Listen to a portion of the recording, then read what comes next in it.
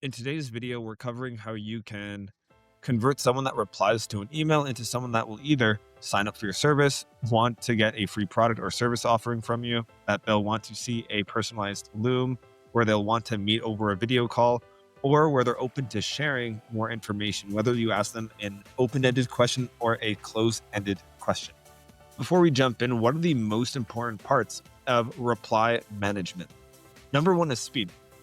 How I like to talk about this is just imagine there's a busy executive that has 10 meetings during the day. They see an email, it piques their mind. However, they're very busy throughout their day. So what might happen is they might email someone or they might respond to a cold email in the morning. And if we don't respond within like a short period of time, what happens is the prospect could go into one meeting, into the next. And by the time that the afternoon or evening rolls around, that same sort of interest fades away over time. And you can see this amazingly designed graph over here. So here's the likelihood of replying, and you can see how it decays over time.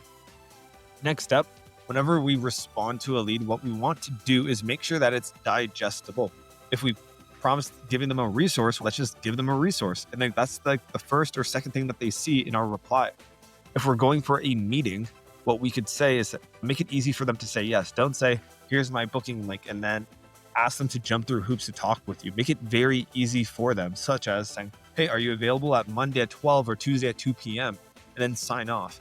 Additionally, if you want to use this as well, you can use a cheeky PS line where you could say, hey, by the way, if you want to meet with me and these times don't work, I have more availability in my calendar link that's here. So you're trying to make it easy for them, and the prospect does realize that. But if the times just don't work and they're open to doing a little bit more legwork, they have that opportunity. So here's an example.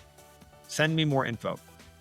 How I would respond to this is saying, absolutely, here's the vid. You send them a Loom. You'll see the process of how we do things. So keep it very short, concise, under 10 words.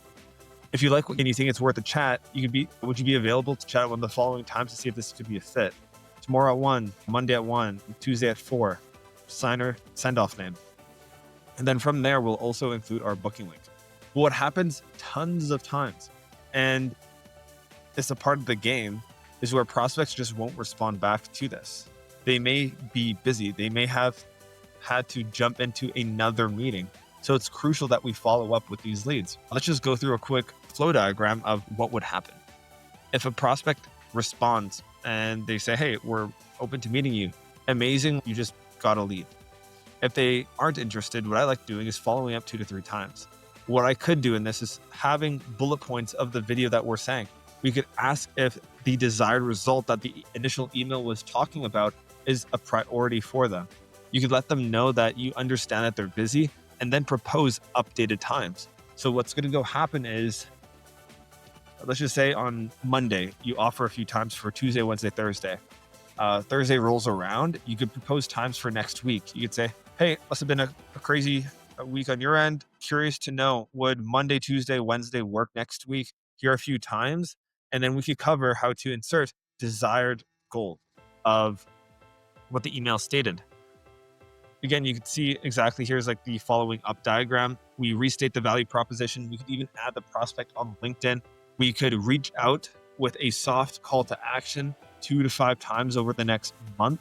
Typically, I like doing it in the same thread, or I'll create a new top level email thread to the prospect. From there, let's just say the first month they're not interested, or even in the next 6 weeks, I'll typically ask them if there's a better time in the future to meet, and then I will add a follow-up task in our CRM. So that's how we could approach reply management. If you have any questions about this, feel free to drop them below, and I'll see you on the next video. Bye.